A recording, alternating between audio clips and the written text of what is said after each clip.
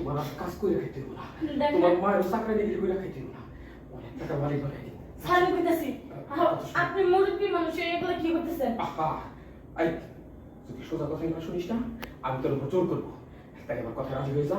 দেখেন আমি কিন্তু মালিক আসলে সবকিছু বলে দেব। আহা কেউ পারি নাই কেউ নাই। শ্বশুরবাড়ি থেকে নিয়ে আসছি, তুই এখন এক সপ্তাহ থাকবি আমার কাছে, তারপর জামাই বাবাজি এসে দেন তোকে নিয়ে যাবে, ঠিক আছে? আচ্ছা দরজা খোলা, তোর বাবা কোথায়? চল ভিতরে ভাইয়াকে তো দেখতেছি না, চলো কি তো। জানি, চল ভিতরে গিয়ে দেখি।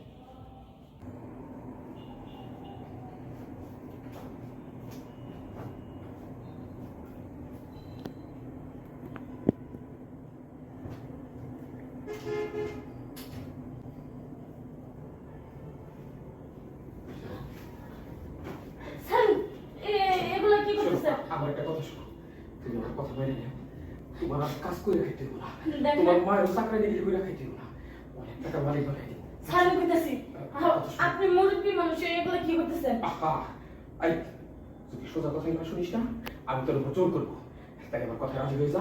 দেখেন আমি কিন্তু মালিক আসলে সবকিছু বলে দেব। আহা কেউ পারি নাই কেউ নাই, আমি চাইছি কাজ তো আদায় করব। স্যার শুন স্যার একটা কথা বলি, স্যার কইতাছি ভালো হলো না।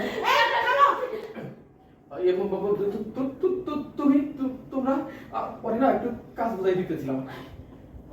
এই তোমার কাজ বোঝানোর নমুনা? কি করতেছো এগুলো তুমি? এগুলো করার বয়স তোমার এখন? তুমি কি এসব বলছো? ছি, আমার লজ্জা করছে। এটা তোমার মেয়ে, বিয়ের উপযুক্ত তোমার একটা ছেলে আছে। আর কে তুমি মা?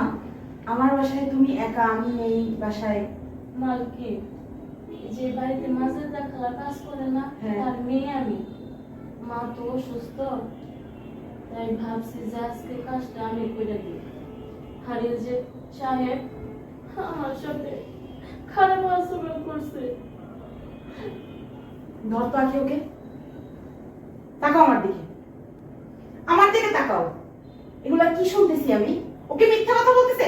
ও তো তোমার সামনে দাঁড়িয়েই বলতেছে, অস্বীকার করো তুমি। না মানে আসলে মানে হয়েছে কি, ছি ছি মাহিন, ছি।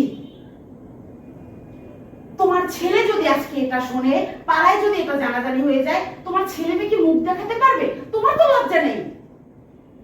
কিন্তু এই মেয়েটার দিকে, মুখের দিকে তাকিয়ে দেখো, শ্বশুরবাড়ির লোকজন যদি জেনে যায়, তোমার ছেলে পাড়ায় নামবে, তার বন্ধু বান্ধব যদি জেনে যায়, ওরা কি পারবে আর মুখ দেখাতে?